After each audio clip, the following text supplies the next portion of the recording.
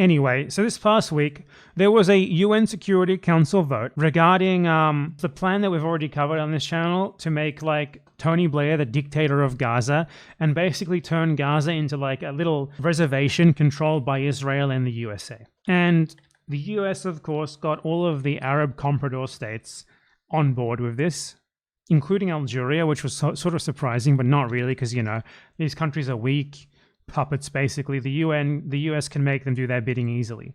But it doesn't really matter, because those countries aren't the ones with a veto, right? Even if they voted no, it still wouldn't really matter in the end. So Russia and China have vetoes in the UN Security Council. They can veto this plan to literally just make Gaza into a dictatorship. Instead, what did they do? They and Russia abstained. If they had voted no, it wouldn't have passed. Now, you know, this resulted in these very weird American Chinese nationalists getting absurdly defensive, which, you know, it's just fucking pathetic. What a bunch of fucking morons. These people have been telling you that China is based, anti-imperialist, leading the world into the future. And then when push comes to shove, China can't even vote no on a fucking UNSC resolution. And China's own excuse for this is insane. Because first, they give a bunch of reasons for why they didn't vote yes, and then they abstain to make sure that it goes through anyway. They obviously knew. This is China's explanation, okay? Gaza, brutalized by 2 years of war, is a land in dire need of rebuilding, blah, blah, blah. Regrettably, the draft resolution that was just voted on is lacking in many respects and is deeply worrisome. First, the draft resolution is vague and unclear on many elements. You know, it fails to explain the actual structure of the supposed board of peace that's going to govern Gaza, in composition, terms of reference, criteria of participation, among others. It contains skimpy details on these critical elements. Despite repeated requests from council members for more information, no response has been made. Second, the draft resolution does not demonstrate the fundamental principles of Palestinians governing Palestine. Gaza belongs to the Palestinian people, not to anyone else. Any post-war arrangements must respect the will of the Palestinian people and give play to the vital role of the Palestinian National Authority. The draft resolution outlines post-war government arrangements for Gaza, but it seems that Palestine is barely visible in it, and the Palestinian sovereignty and ownership are not fully reflected. Of particular concern is that the draft resolution fails to explicitly reiterate a firm commitment to the two-state solution as an international consensus. Third, the draft resolution does not ensure the effective participation of the UN and its Security Council. The draft resolution requests the Council to authorize the BOP to assume full responsibility for the civil and secure arrangements in Gaza, but it stipulates no oversight or review mechanism beyond the annual written reports. The UN has ample experience and capacities in post-conflict recovery and economic reconstruction and should play a vital role in Gaza's post-war governance. However, no such arrangement is made in the draft resolution. Fourth, the draft is not a product of full consultation among council members. Less than 2 weeks after introducing the draft resolution, the pen holder rushed the council into making a critical decision on the future and destiny of Gaza. Council members responsibly engaged in consultations, blah, blah, blah.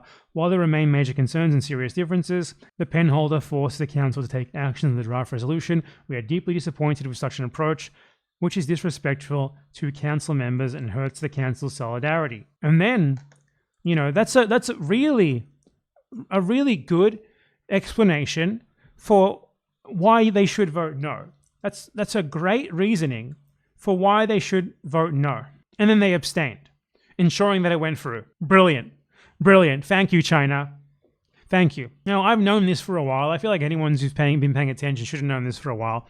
China is Israel's biggest trading partner. China gives Israel surveillance technology that it then uses against Palestinians. The fact that China wouldn't do something as simple as even symbolically vote no on something like this, when clearly they think that it's bad, is a fucking joke. Purely a joke. And the reason why they didn't do that is because China doesn't give a fucking shit about Palestine.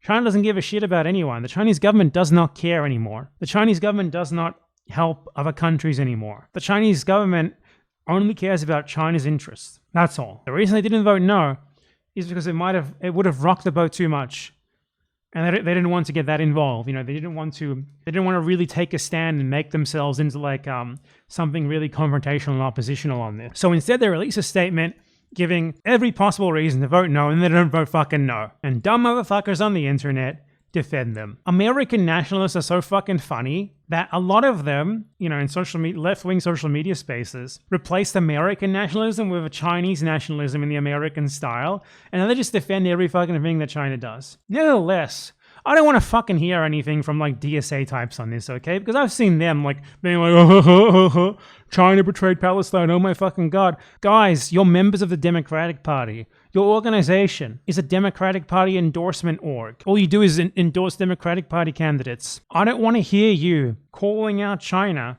when China might be number 2 in some respects, but you guys are firmly number 1 in your support of Israel. You know, you're the direct genociders. China is just like auxiliary support. I don't want to hear fucking people who vote for Democratic Party candidates and nothing else try to deflect blame to China and act like they themselves don't have blood fucking covered hands. Hands covered with the blood and guts of Palestinian children, because you do. So fuck off. You guys don't get to speak on this. Give me a break. China had the power to use its influence, to throw its weight around, to try and change something here, to try and get a better deal. They didn't do fucking shit. You know, what else is there to say? Socialist internationalism, folks. China is a real socialist country. It's the new USSR. Can't even vote no on a simple UNSC resolution. Can't even do a simple veto for Palestine. What else is there to say? It's going to be comments down below from these fucking people like, but if they voted no, the war would have started back again. They just would have... How do you know that? How do you fucking know that's exactly what would happen? How do you know that China couldn't use its leverage as literally fucking a massive global power to get a better deal, to change things? You would have them not even try. The state of international geopolitics today makes you wish for the revisionist USSR to come back. Like you don't know what you've got till it's gone. Give me fucking Brezhnev, please, God.